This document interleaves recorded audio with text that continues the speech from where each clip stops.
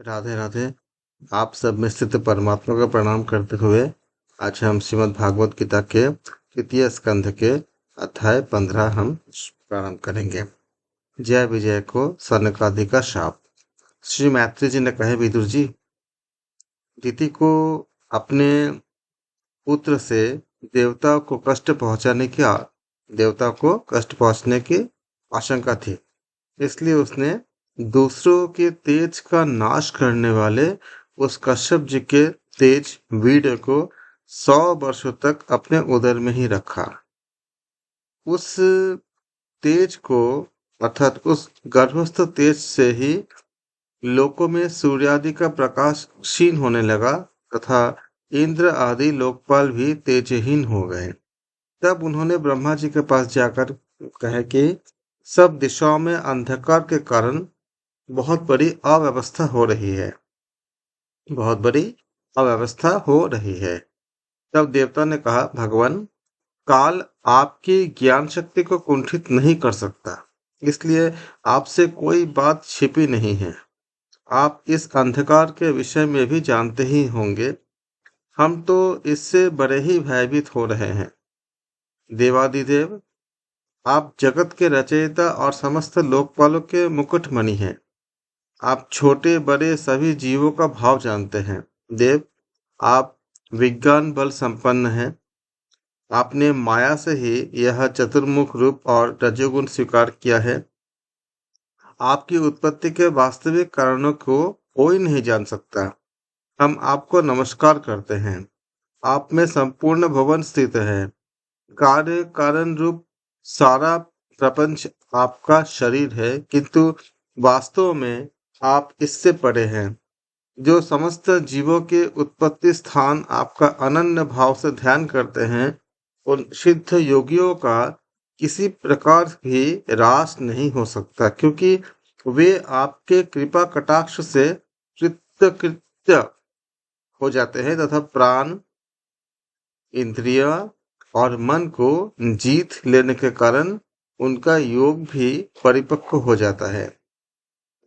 रस्सी से बंधे हुए बैलों की भांति आपकी वेद वाणी से जकड़ी हुई सारी प्रजा आपकी अधीनता में नियम पूर्वक कर्मानुष्ठान करके आपको बलि समर्पित करते हैं।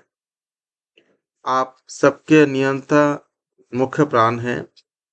हम आपको नमस्कार करते हैं। भूमन, इस अंधकार के कारण रात दिन का विभाग अस्पष्ट हो जाने से लोगों के सारे कर्म लुप्त होते जा रहे हैं, जिससे वे दुखी हो रहे हैं। उनका कल्याण कीजिए और हम शरणागतों की ओर अपनी अपार दया दृष्टि से निहारिए। देव, आग जिस प्रकार ईंधन में परकर बढ़ती रहती है, उसी प्रकार कश्यप जी के वीर से स्थापित हुआ यह दिति का गर्भ सारी दिशाओं को अंधकार में करता हुआ क्रमशः बढ़ रहा है। श्री मैत्री जी कहते हैं, महाबाहो, देवताओं की प्रार्थना सुनकर भगवान ब्रह्मा जी हंसे और उन्हें अपनी मधुर वाणी से आनंदित करते हुए कहने लगे। श्री ब्रह्मा जी ने कहा, देवताओं, तुम्हारे पूर्वज मेरे मानस पुत्र सनकादि लोगों की आसक्ति त्याग कर समस्त लोगों का आकाश मार्ग से विचरा करते थे। एक बार वे भगवान विष्णु के शुद्ध सत्व में सब लोगों के शिरोभाग में स्थित बैकुंठ धाम में जा पहुंचे। वहां सभी लोग विष्णु रूप होकर रहते हैं और वहां प्राप्त भी उन्हीं को होता है जो अन्य सब प्रकार की कामनाएं छोड़कर केवल भगवत भगवत उच्चारण शरण की प्राप्ति के लिए ही अपने धर्म द्वारा उनकी आराधना करते हैं।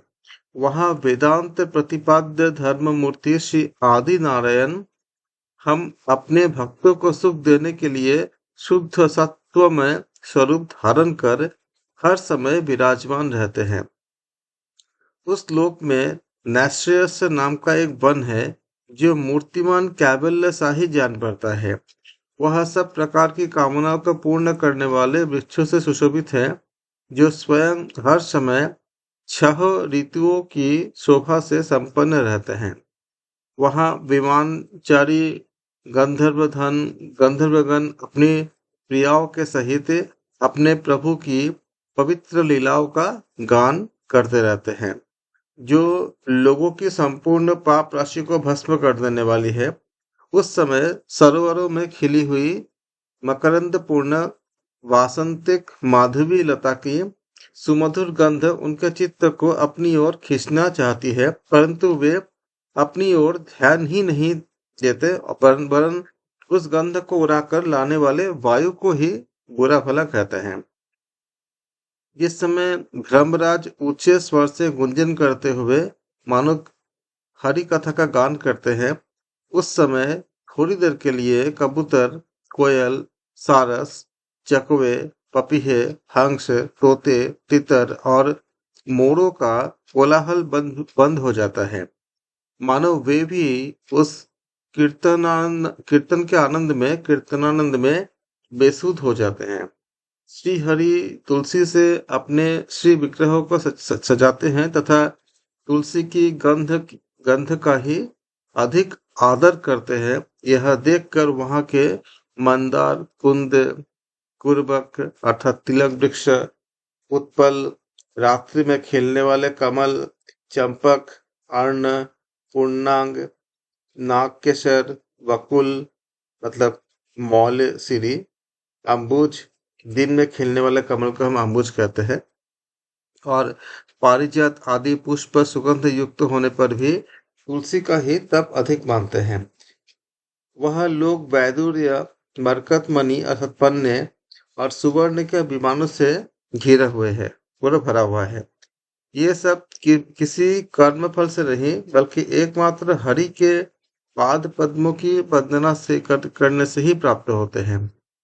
उन विमानों पर चढ़े हुए कृष्णपाद भगवत भक्तों के चित्तों में बड़े बड़े नितंबों वाले सुमुखी सुंदरियां भी तथा अपनी मंद मुस्कान एवं मनोहर हास परिहास से काम विकार नहीं उत्पन्न कर सकते काम विकार उत्पन्न नहीं कर सकते।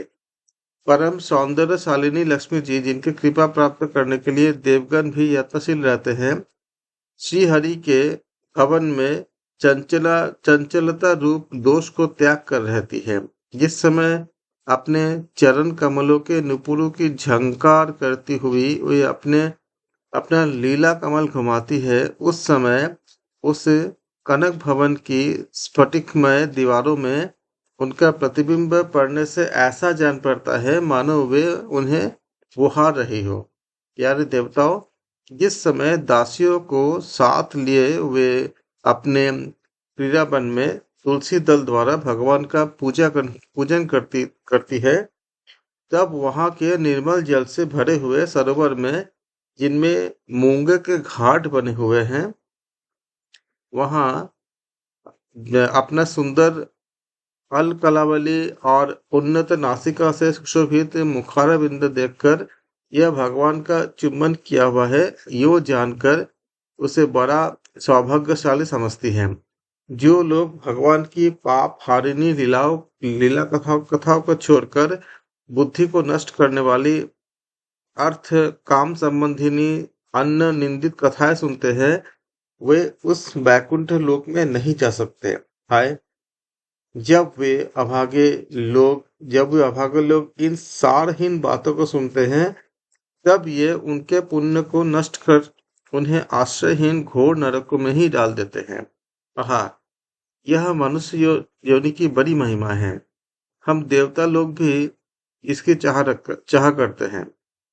इसी में तत्व ज्ञान और धर्म की भी प्राप्ति हो सकती है। इसे पाकर भी जो लोग भगवान की आराधना नहीं करते, वे वास्तव में उनकी सर्वत्र फैली हुई माया से ही मोहित है। देवादिगण देवादिदेव श्री हरि का निरंतर चिंतन करते रहने के कारण, जिनसे यमराज दूर रहते हैं, आपस में प्रभु के सुयश की चर्चा कर चलने पर अनुराग जन्य विहलतावश जिनके नेत्रों से अविरल अश्रुधारा बहने लगती है तथा शरीर में रोमांच हो जाता है, और जिनके से शील स्वभाव की हम लोग जिनके से शील स्वभाव की हम लोग भी इच्छा करते हैं, वे परम भागवत ही हमारे लोकों से ऊपर उस बैकुंठ धाम में जाते हैं। जिस समय सनकादि मुनि विश्व गुरु श्रीहरि के निवास स्थान संपूर्ण लोकों के वंदनीय और श्रेष्ठ देवताओं के विचित्र विमानों से विभूषित उस परम दिव्य और अद्भुत बैकुंठ धाम में अपने योग बल से पहुंचे, तब उन्हें बड़ा ही आनंद प्राप्त हुआ। भागवत दर्शन के लालसा से अन्य दर्शनीय सामग्री की उपेक्षा करते हुए बैकुंठ धाम की 6 ड्योढ़ियां पार करके जब वे 7वीं पर पहुंचे, तब वहां उन्हें हाथ में गदा लिए 2 समान आयु वाले देवश्रेष्ठ दिखलाई दिए, जो बाजूबंद, कुंडल और किरीट आदि अनेकों अमूल्य आभूषण से अलंकृत थे। उनकी 4 श्यामल भुजाओं के बीच में मतवाले मधुकरों से गुंजायमान वनमाला सुशोभित थी, तथा बाकी भौहे फरकते हुए नासिकारंध्र और अरुण नयनों के कारण उनके चेहरे पर कुछ शोक के से चिन्ह दिखाई दे रहे थे। उनके इस प्रकार देखते रहने पर भी वे मुनिगण उनसे बिना कुछ पूछताछ किए, जैसे सुवर्ण और वज्रमय किवाड़ों से युक्त पहली 6 ड्योढ़ियां लांघ कर आए थे, उसी प्रकार उनके द्वार में भी प्रवेश कर गए। उनकी दृष्टि तो सर्वत्र समान थी और वे निशंक होकर सर्वत्र बिना किसी रोक टोक के विचरण करते थे। वे चारों कुमार पूर्ण तत्व को थे तथा ब्रह्मा की दृष्टि में आयु में सबसे बड़े होने पर भी देखने में 5 वर्ष के बालकों से जान पड़ते थे। तो और ये दिगंबर वृत्ति से अर्थात नंग धर्म रहते थे, क्योंकि वो बच्चे थे, बालक थे, 5 वर्ष के बालक, इसलिए वो नग्न थे। उन्हें इस प्रकार निसंकोच रूप से भीतर जाते देख उन द्वारपालों ने भगवान के शील स्वभाव के विपरीत सनकादि के तेज की हंसी उड़ाते हुए उन्हें बेत अड़ाकर रोक दिया। यद्यपि वे ऐसे दुर्व्यवहार के योग्य नहीं थे, जब उन द्वारपालों ने वैकुंठवासी देवताओं के सामने पूजा के सर्वश्रेष्ठ पात्र उन कुमारों को इस प्रकार रोके, तब अपने प्रियतम प्रभु के दर्शन में विघ्न पड़ने के कारण उनके नेत्र सहसा कुछ कुछ क्रोध से लाल हो उठे और वे इस प्रकार कहने लगे। मुनियों ने कहा, अरे द्वारपालो, जो लोग भगवान की महती सेवा से जो लोग भगवान की महती सेवा के प्रभाव से इस लोक को प्राप्त होकर यहाँ निवास करते हैं, वे तो भगवान के समान ही समदर्शी होते हैं। तुम दोनों भी उन्हीं में से हो, किंतु तुम्हारे स्वभाव में यह विषमता क्यों है? भगवान तो परम शांत स्वभाव है, उनका किसी से विरोध ही नहीं है। फिर यहाँ ऐसा कौन है जिस पर शंका की जा सके? तुम स्वयं कपटी हो, किसी से अपने ही समान दूसरों पर शंका करते हो। भगवान के उदर में यह सारा ब्रह्मांड स्थित है, इसलिए यहाँ रहने वाले ज्ञानी जन सर्वात्मा श्री हरि से अपना कोई भेद नहीं देखते, बल्कि महाकाश में घटाकाश की भांति उनमें अपना अंतर्भाव देखते हैं। तुम तो रूपी तुम तो देव रूपधारी हो, फिर भी तुम्हें ऐसा क्या दिखाई देता है जिससे तुम भगवान के साथ कुछ भेदभाव के कारण होने वाले भय की कल्पना कर लिए? तुम हो तो इन भगवान बैकुंठ नाथ के पार्षद, इसलिए तुम्हारी बुद्धि बहुत मंद है।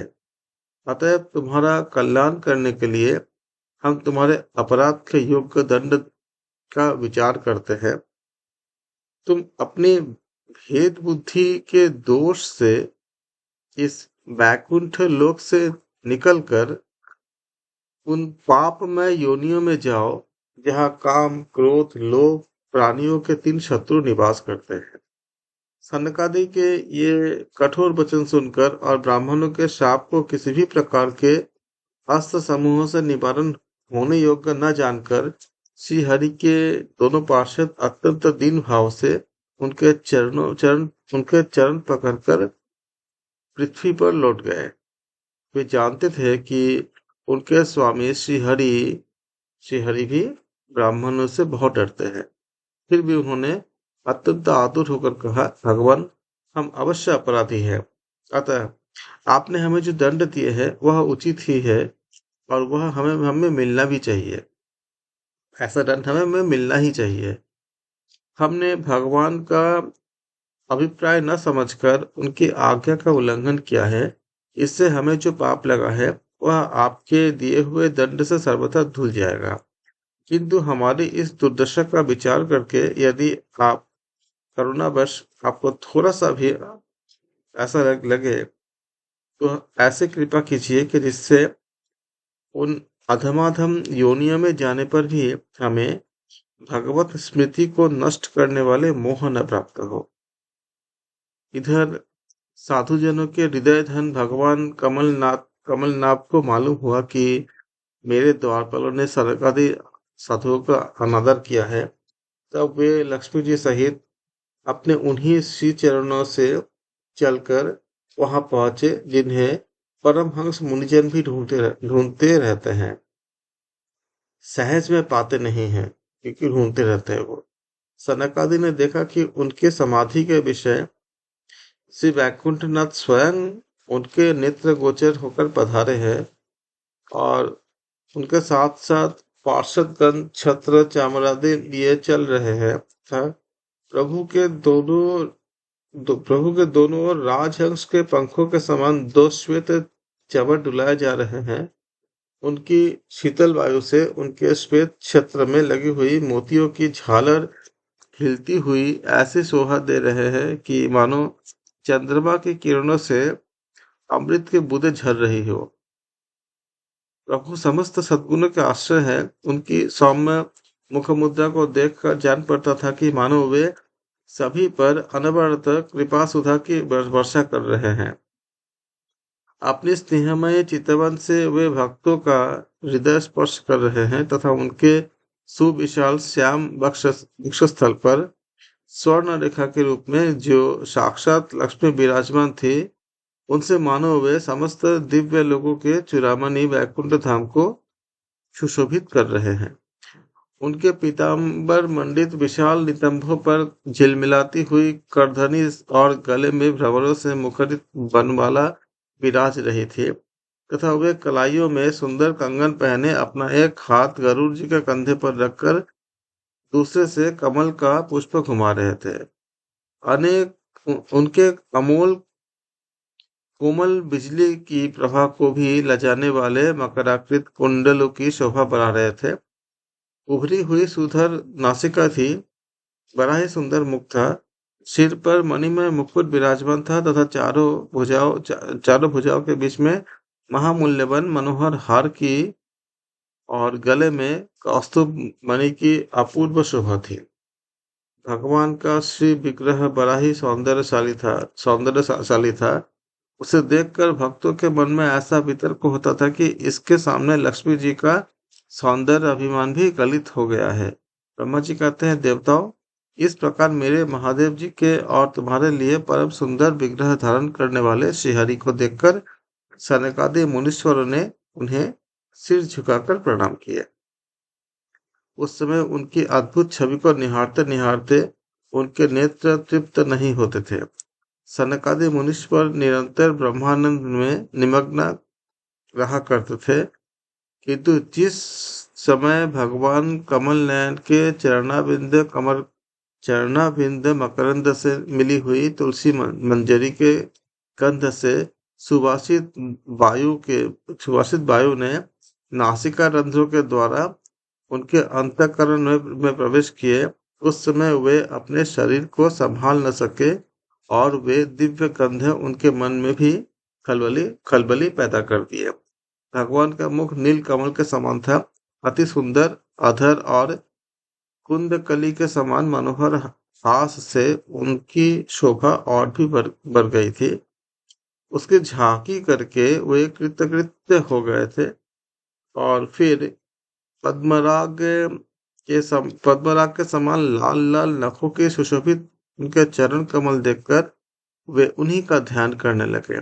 इसके पश्चात वे मुनिगण अन्य साधना से सिद्ध न होने वाले स्वाभाविक अष्ट सिद्धियों से संपन्न श्री हरि की स्तुति करने लगे, जो योग मार्ग द्वारा मोक्ष पद की खोज करने वाले पुरुषों के लिए उनका ध्यान विषय अत्यंत आदरणीय था। यह और ज्ञानानंद की वृद्धि करने वाले पुरुष प्रकट करते थे। अत्यंत अत्यंत आदरणीय थे और साथ साथ नयनानंद की नयन के आनंद नयनानंद मतलब नयन की आंखों की आनंद वृद्धि करने वाला पुरुष प्रकट करते थे। सनकादि मुनियों ने कहा, अनंत, यद्यपि आप अंतर्यामी रूप से दुष्ट चित्त पुरुषों के हृदय में भी स्थित रहते हैं, तथापि उनको उनकी दृष्टि से ओझल ही रहते हैं। किंतु आज हमारे नेत्रों के सामने तो आप साक्षात विराजमान हैं प्रभु। जिस समय आपसे उत्पन्न हुए हमारे पिता ब्रह्मा जी ने आपका रहस्य वर्णन किया था, उसी समय श्रवण ग्रंथों द्वारा हमारे आप में बुद्धि तो आप विराजित है, किंतु प्रत्यक्ष दर्शन का महान सौभाग्य तो हमें आज ही प्राप्त हुए हैं। भगवान, हम आपको साक्षात परमात्म तत्व ही जानते हैं। इस समय आप अपने विशुद्ध सत्वमय विग्रह से अपने इन भक्तों को आनंदित कर रहे हैं। आपकी इस सगुण आकार मूर्ति को राग और अहंकार से मुक्त मुनिजन आपकी कृपा दृष्टि से आपकी कृपा दृष्टि से प्राप्त हुए सुदृढ़ भक्ति योग के द्वारा अपने हृदय में उपलब्ध उपलब्ध करते हैं। प्रभु, आपका सुयश अत्यंत कीर्तनीय है और सांसारिक दुखों को निवृत्ति करने वाला है। आपके चरणों की शरण में रहने वाले जो महाभाग आपकी कथाओं से के रसिक है, वे आपके आत्यंतिक प्रसाद मोक्ष पद को भी कुछ अधिक नहीं गिनते। फिर जिन्हें आपकी जरा सी तेरी भौहें ही भयभीत कर देती है, उन इंद्र पद आदि अन्य भोगों के विषय में तो क्या क्या ही कहना है। उनके विषय में तो कहना ही क्या है। भगवान, यदि हमारा चित्त भौरे की तरह आपके चरण कमलों में ही रमन करता रहे, हमारी वाणी तुलसी का समान आपके चरण संबंध से ही सुशोभित हो और हमारे कान आपके सुयश सुधा से परिपूर्ण रहे, तो अपने पापों के कारण भले ही हमारा जन्म नरकादि योनियों में हो जाए, इसकी हमें कोई चिंता नहीं है। विपुल कीर्ति प्रभु, आपने हमारे सामने जो यह मनोहर रूप प्रकट किए हैं, उनसे हमारे नेत्रों को बड़ा ही सुख मिला है। विषयासक्त अजितेंद्रिय पुरुषों के लिए इसका दृष्टिगोचर होना अत्यंत कठिन है। आप साक्षात भगवान हैं और इस प्रकार स्पष्टतया हमारे नेत्रों के सामने प्रकट हुए हैं। हम आपको प्रणाम करते हैं। इस प्रकार 15वां अध्याय समाप्त हुए। कल हम पाठ करेंगे 16वां अध्याय, जिसमें जय विजय का वैकुंठ से पतन के बारे में हम अध्ययन करेंगे। आप सबके हृदय में स्थित परमात्मा को प्रणाम करके आज हम यहाँ समाप्त करते हैं। आप सबका बहुत बहुत धन्यवाद। राधे राधे।